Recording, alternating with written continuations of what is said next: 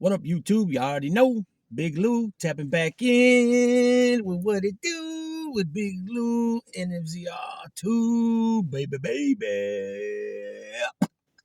First time you're coming to the channel, highly appreciate it if you sub, like, and share the channel with your family, friends, peoples, gente, folks, comrades, camaradas, associates, associos, buddies, pals, amigos, panas, and feel free to leave a comment. I respond back to all the comments.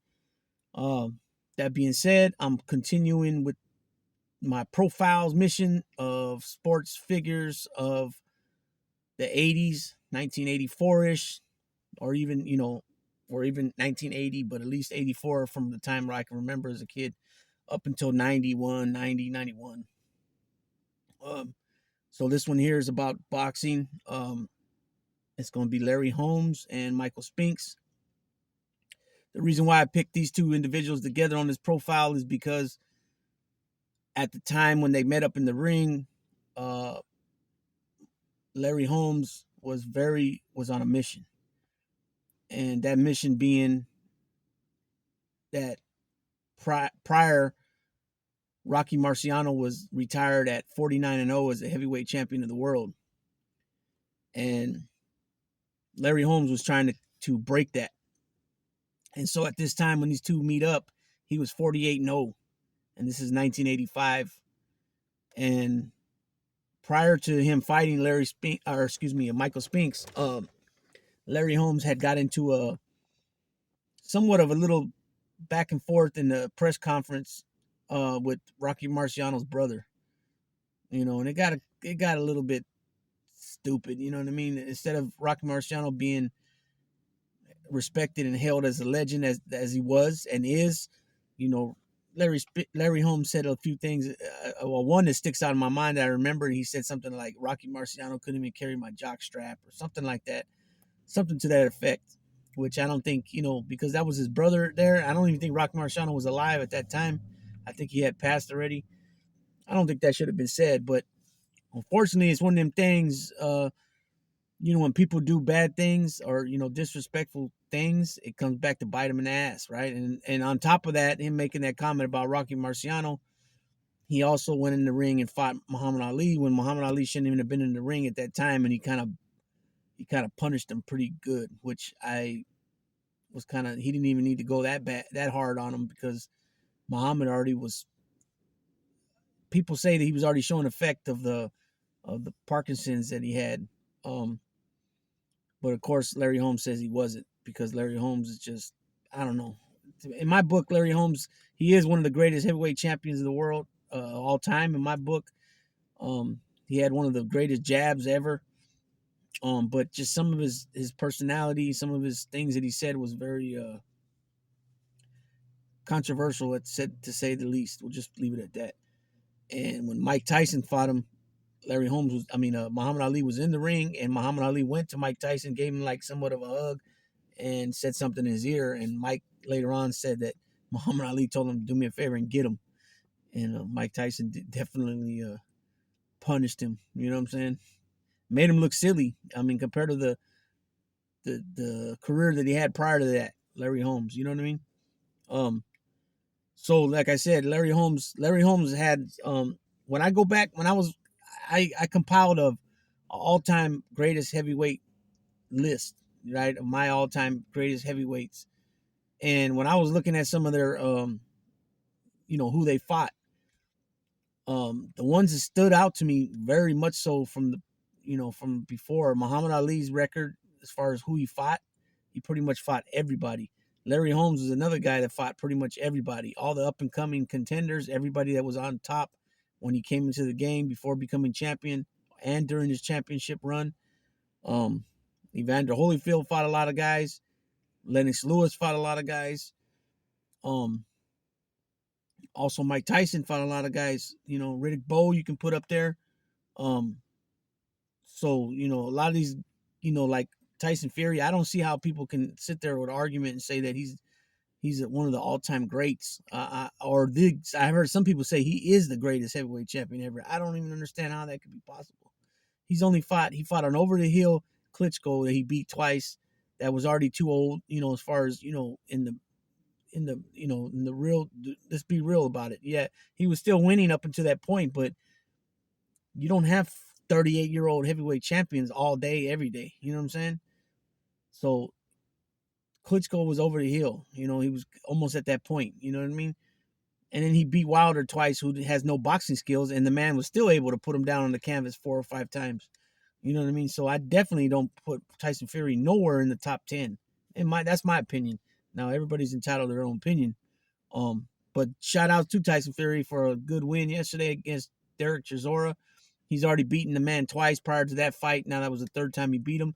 But one thing I will say about Derek Chisora, he's like that Gabriel Rosado type fighter, that Jose Cito Lopez type fighter. There's a couple other guys out there. They're tough fighters. They're tough guys. You know what I mean? But they they do compile a lot of losses, but they're tough. They're kind of like that stepping stone before a prospect becomes, hits the, where they were starting to become a contender, so to speak. You know what I mean? So, um, Larry Holmes was born. His name is just Larry Holmes, born November 3rd, 1949, in Easton, Pennsylvania. That's how he gets the nickname Easton. The Easton. Oh man, what's his nickname? The Easton Assassin. Excuse me. Jeez, sorry about that. And he, as we know, he's an American professional boxer who competed from 1973 to 2002. And he was the heavyweight champion from 78 until 85. And he grew up in Easton, Pennsylvania, like I said, and heavyweight division, 6'3", 81-inch reach. And he was born in Cuthbert, Georgia. And his orthodox stance, and he's got 75 total fights, 69 wins, 44 by way of knockout, and 6 losses. And like I mentioned, his jab is considered to be one of the best in boxing history.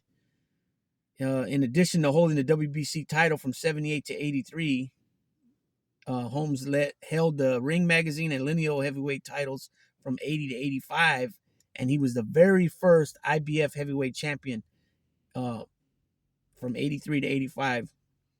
So like I mentioned, he won his first 48 fights, and he was pushing to break that Marciano record of 49-0. So tying it would have been 49-0, and 50-0 would have broke it.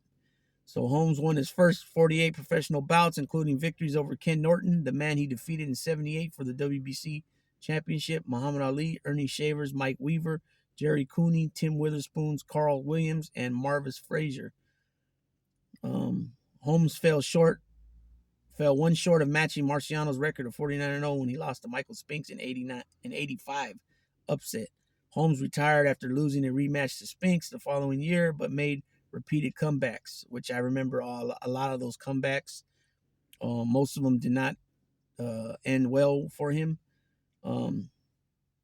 He was unsuccessful in 4 further comeback attempts against Mike Tyson in 88, Holyfield in 92, Oliver McCall in 95, and Brian Nielsen in 97 to regain the heavyweight title. Holmes fought for the final time in 2002 at age 52 when he fought Butterbean, and ended his career with a record of 69 wins and 6 losses, with all of his losses coming in world title fights. So that's something to, all your fights were lost on title fights. That's a very good, like some of these guys, like the one that comes to my mind right now, like Mikey Garcia, he lost to Earl Spence, and then he comes back and he loses to like kind of like a no-name guy at the time. I can't even think of his name. And then he retires. He said he just don't feel it no more. You know what I mean? Holmes is frequently ranked as one of the greatest heavyweights of all time and has been inducted into both the International Boxing Hall of Fame and World Boxing Hall of Fame. He is the only boxer to have defeated Muhammad Ali by stoppage and the last living boxer to have defeated Ali. So the other ones that beat Muhammad Ali were Joe Frazier, Leon Spinks, Larry Holmes, and Trevor Berbick, I think it was. And Trevor Berbick was killed by his nephew. Frazier passed away from, I don't know if he had complications or if it was just old age. And then Leon Spinks, I think, passed away a few years back.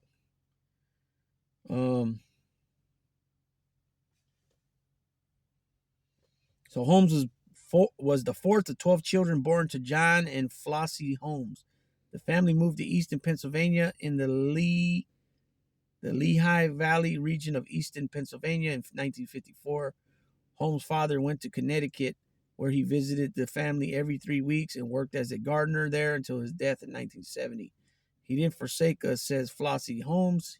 He just didn't have anything to give. The family survived on welfare to help support his family. Holmes dropped out of school when he was in the 7th grade, went to work at a car wash for $1 an hour.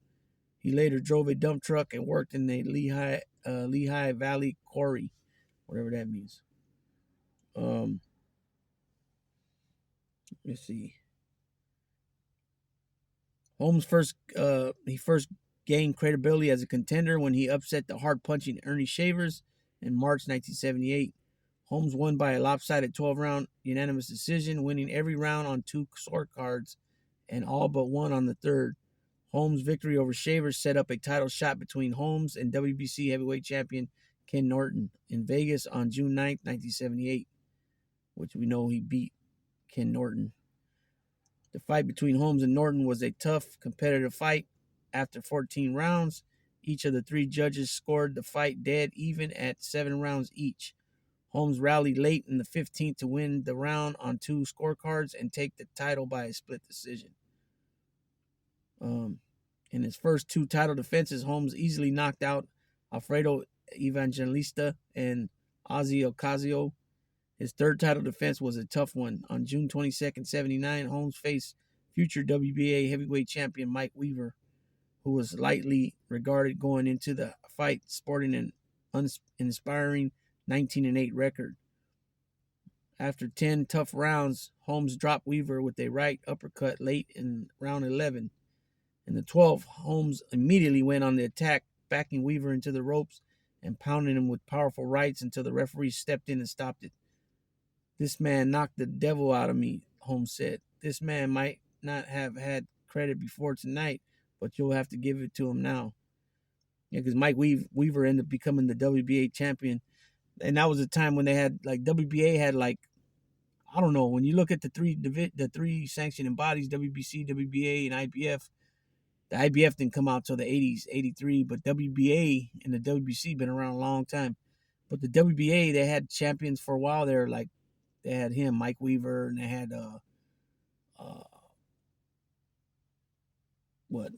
Dokes, Michael Dokes, and Jerry Corey. I think, you know, the caliber of champions at the WBA level wasn't like the WBC. You know what I mean? I don't know. It's a trip on that one. And then now on October 2nd, 1980, at Caesar's Palace in Vegas, Holmes defended his title against Muhammad Ali. And if people don't know, Muhammad Ali, Larry Holmes used to be one of Muhammad Ali's sparring partners.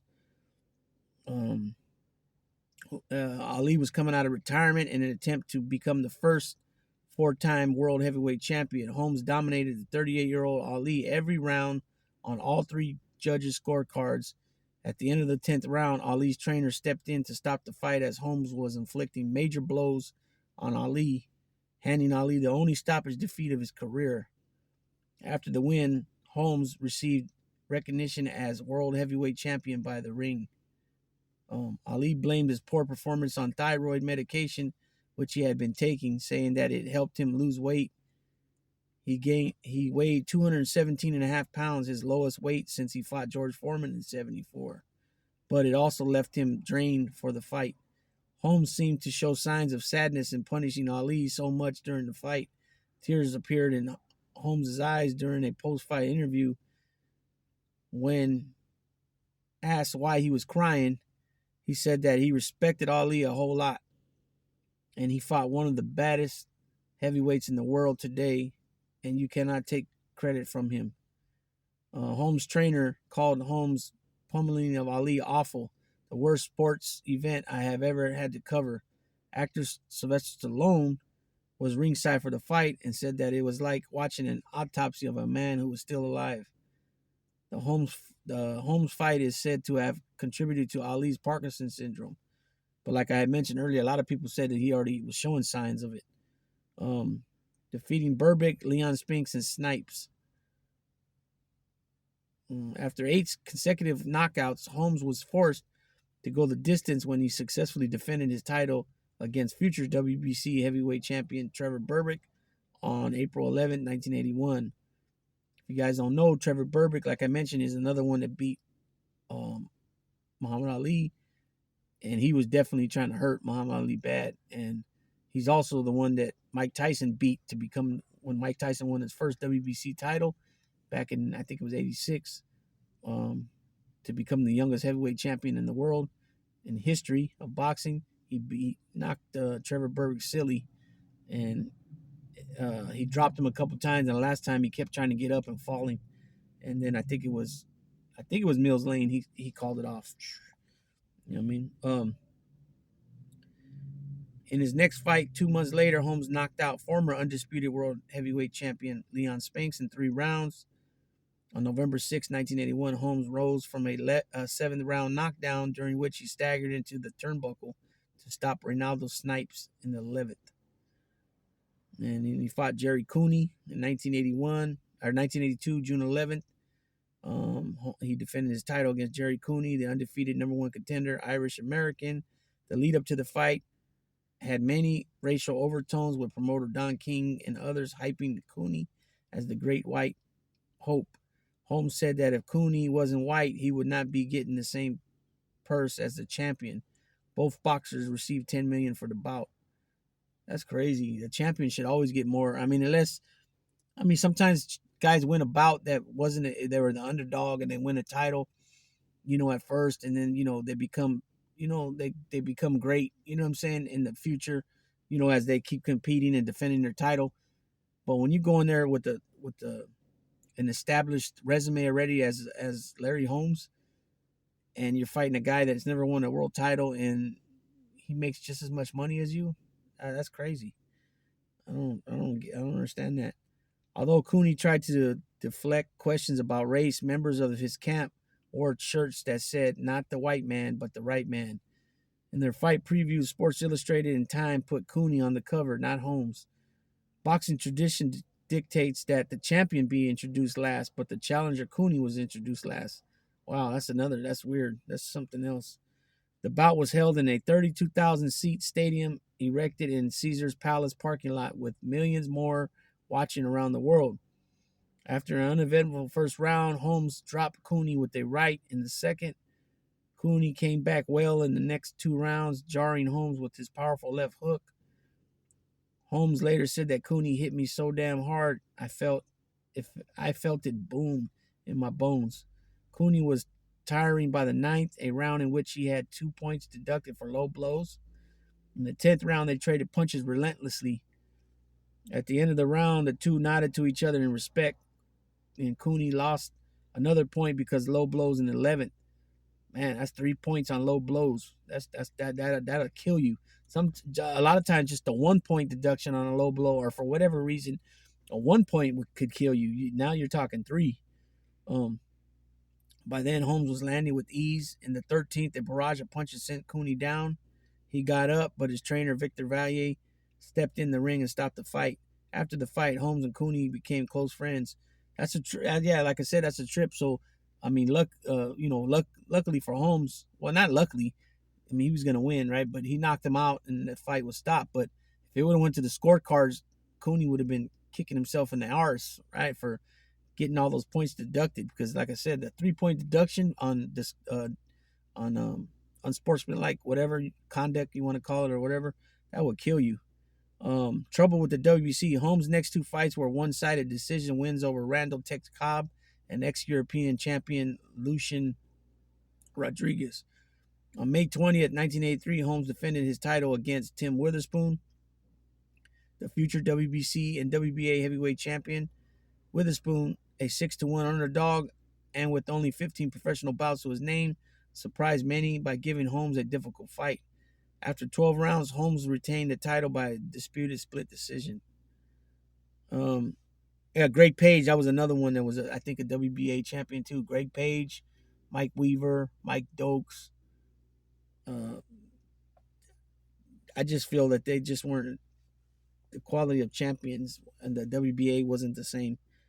The IBF heavyweight champion. Despite his no longer being recognized by the WBC as champion, Holmes was still regarded as the lineal champion, as well as being recognized as world champion by the ring.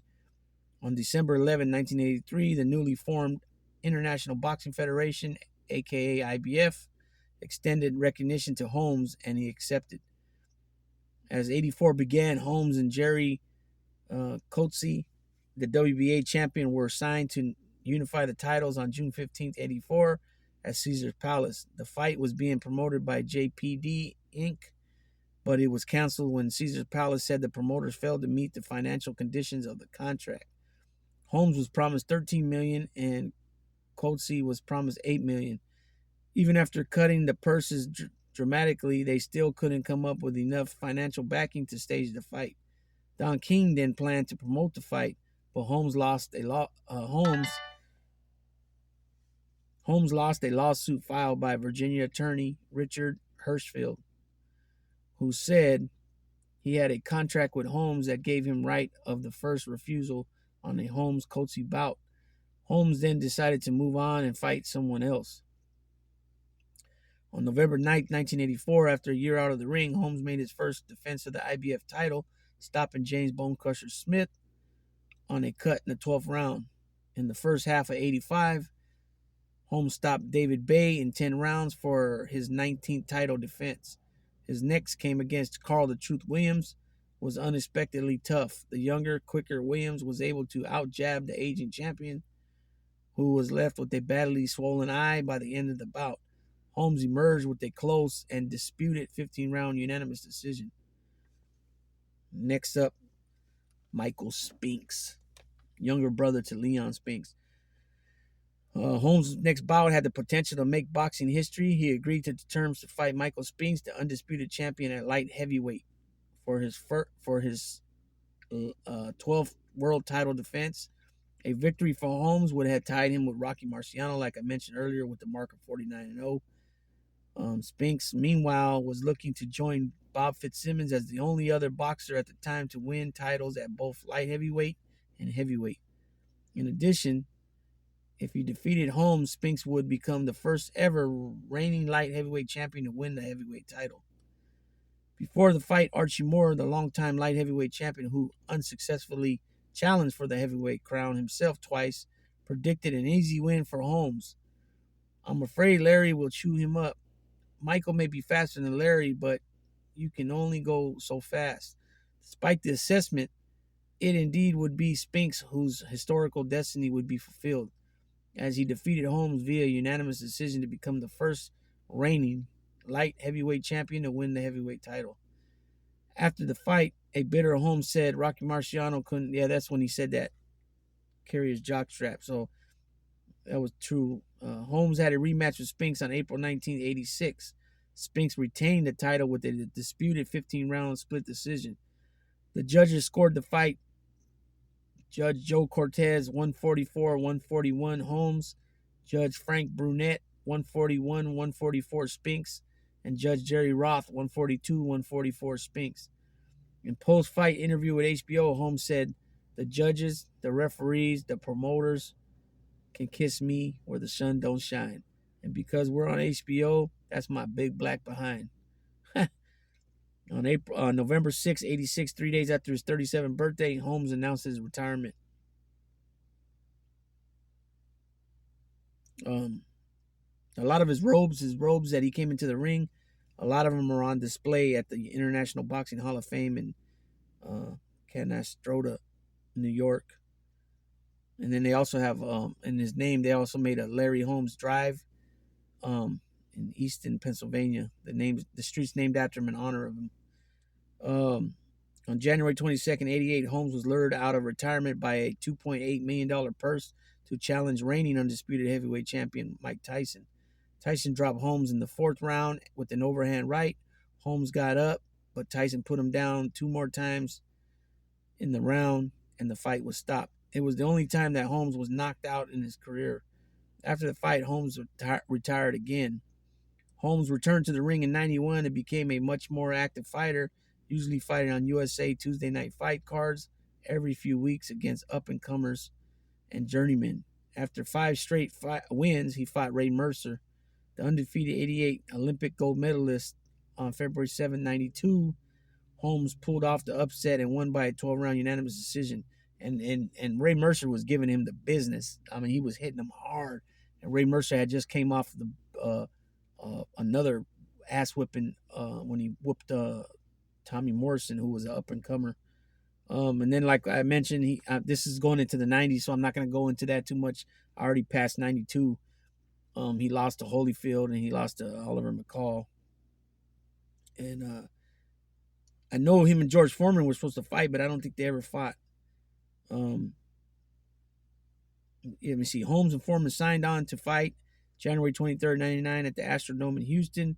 Foreman called off the fight several weeks before it was to take place because the promoter failed to meet the deadline for paying him the remaining $9 million of the $10 million purse. Foreman received a non-refundable $1 million deposit, and Holmes got to keep $400,000 down payment of his $4 million purse. And then he fought rematches with Bone Crusher Smith and Mike Weaver that he won both of those. And then his last professional fight was against Butterbean, like I mentioned. So Michael Spinks.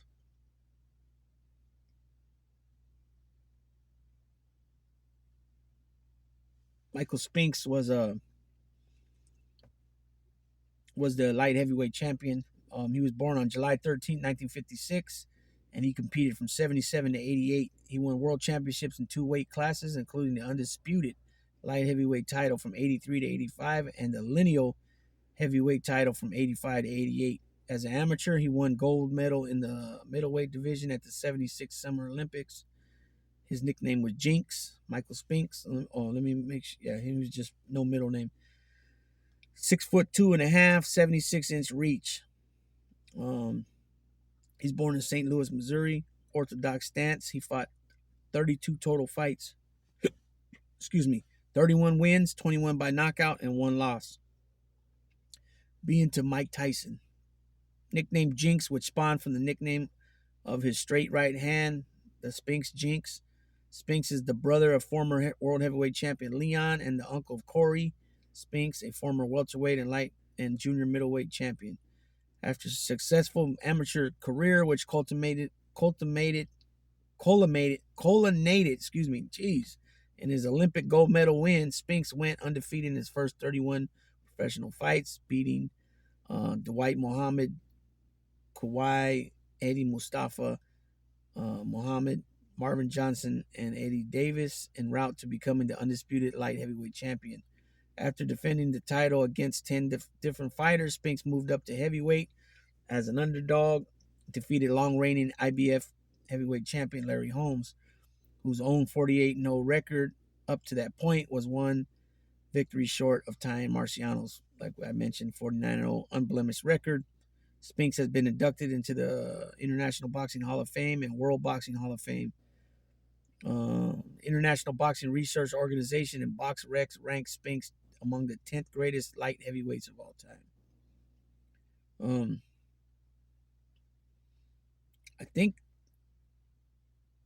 I want to say that he only fought heavyweight. He's only fought a few times. 2 times against Larry Holmes and then Mike Tyson, I think, and that was it. I don't even think. Let me look at his record. I want to say that. Oh, he fought Jerry Cooney. No, I take that back. So he had a total of 5 heavyweight fights. 5 heavyweight fights he fought with the 4-1 record. He beat Jerry Cooney, was just before Mike Tyson, and then just before. So he beat Larry Holmes twice, and then he beat Stephen Tangstad, and then Jerry Cooney, and then he lost to Mike Tyson. So as a heavyweight, he's 4-1 as a heavyweight. And then after the Mike Tyson fight, he retired. But the thing was this: I don't know what happened with Leon Spinks, but Leon Spinks won the IBF title from Cooney or from Larry Holmes. And then the rematch, he retained it. So that was a a successful defense, right? But by the time he got to Mike Tyson, uh, he was no longer champion. Um, he got it. So okay, so he had it when he fought Stefan Tagstad, and then when he fought Jerry Cooney, he didn't have it no more because when he won, he just retained the Ring Magazine heavyweight title. So that's why Mike Tyson still fought him, even though they were both undefeated at the time. But the thing was is that in name, Michael Spinks didn't have the IBF. Okay, put it this way. Okay, he didn't have the IBF. They took it, and I don't remember who Tony Tucker fought, but it was for the vacant title.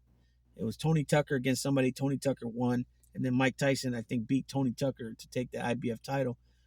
But he still had the Ring Magazine title, and he also was considered the lineal title, which means the man that beat the man, because Larry Holmes was considered the man for a lot of years there. So when Michael Spinks beat him, he became not only the IBF champion, he became the ring champion, and he also became the lineal champion.